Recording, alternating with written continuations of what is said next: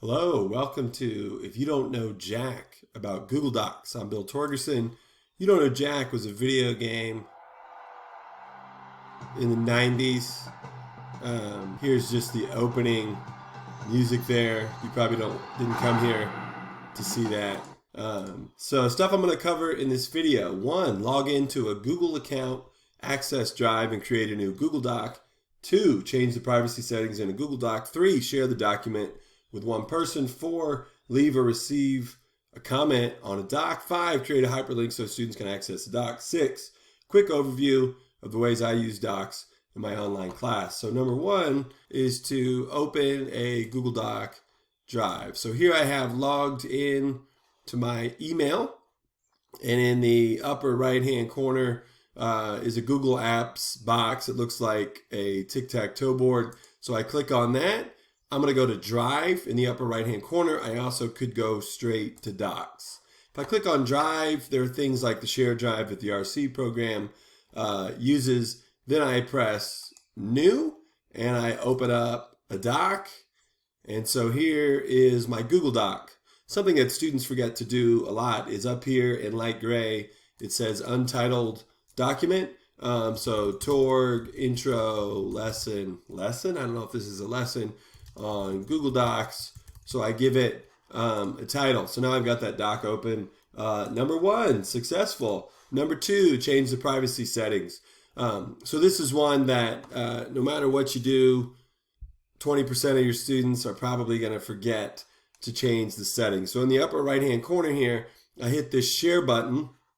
And in the lower right hand corner of this box is a word advanced. So if I hit advanced, right now it's private. I can change that.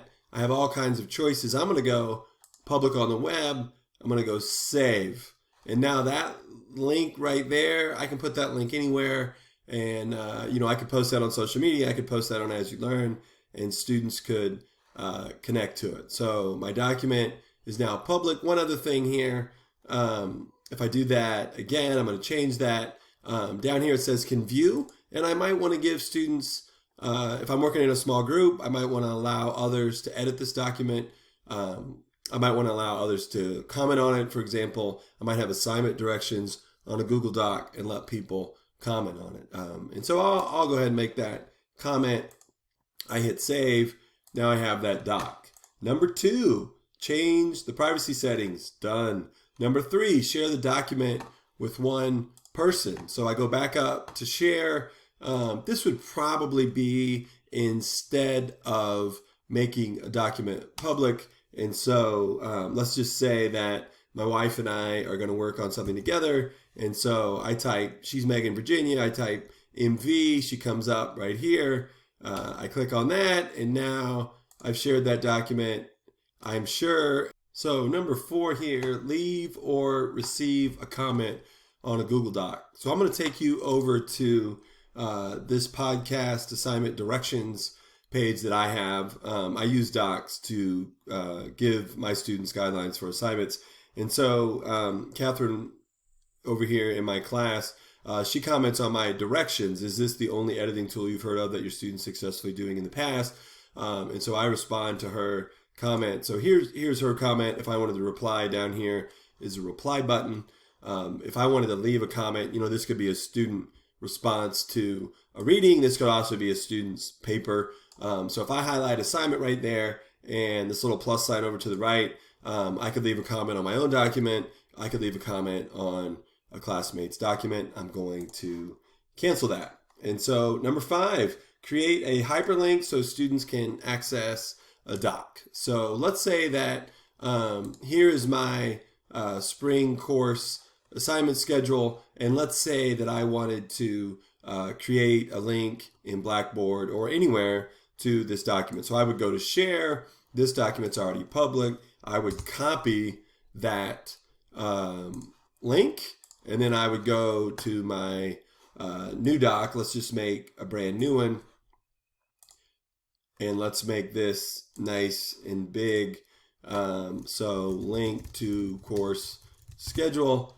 And I would highlight that, and I would create a link, and I would paste it. And now that is a link to my course schedule, I have those same tools available to me in As You Learn. The last one, quick overview of the ways I use docs in my online class. So you've already quickly seen the course schedule, and so I link to this schedule right here, course assignment schedule for WAC with Torg Spring 2019. And then as you go, and this is something I link to from the As You Learn page, as you scroll down the assignments that are coming up, you can get into the directions for assignments, which I'll take you to that in a minute. My syllabus, I link to that. So my syllabus is online, how to figure your grade and so forth. That's one of the prominent links on my As You Learn page.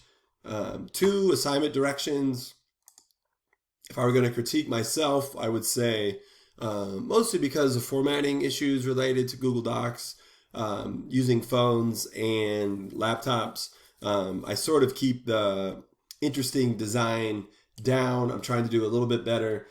So students were supposed to read something from James Paul G. Actually, they were supposed to watch a YouTube video, and G wrote a book related to video games and literacy. So these are directions for my assignment.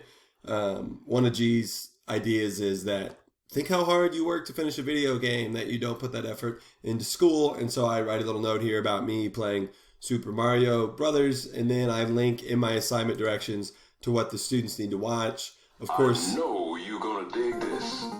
Of course, you could do that from the As You Learn page. One other assignment is I have the students write a discourse community ethnography report, and I have them turn that in sections. And so big picture overview, the introductory literature survey is the first of 4 bolded sections that will appear in your discourse community ethnography report. So these are my directions. Students haven't got to this yet, but as they read over those directions, they'll be able to post comments and ask me questions here. So number 4, just a couple other things I've been sent. These are a little bit more Google tools oriented. It's hard to see my cursor on that blue background. Jessie, and she may have shared this from somebody else first, or she may have created it. I didn't quite pay attention to that. But these are all these workshops that we have coming up to help us teach online. And so, this document's been set up with this little graph, and there's all these links. And in here, if we want to join the Zoom meetings, there they are. So there's a quick, not less than 2 minutes, as I was instructed to do, overview. If you don't know Jack about Google Docs, there it is. Hope it's useful. Feel free to get in touch if you'd like to ask me more questions about using Docs. Talking on radio. Yeah, got my beeper. Got him out.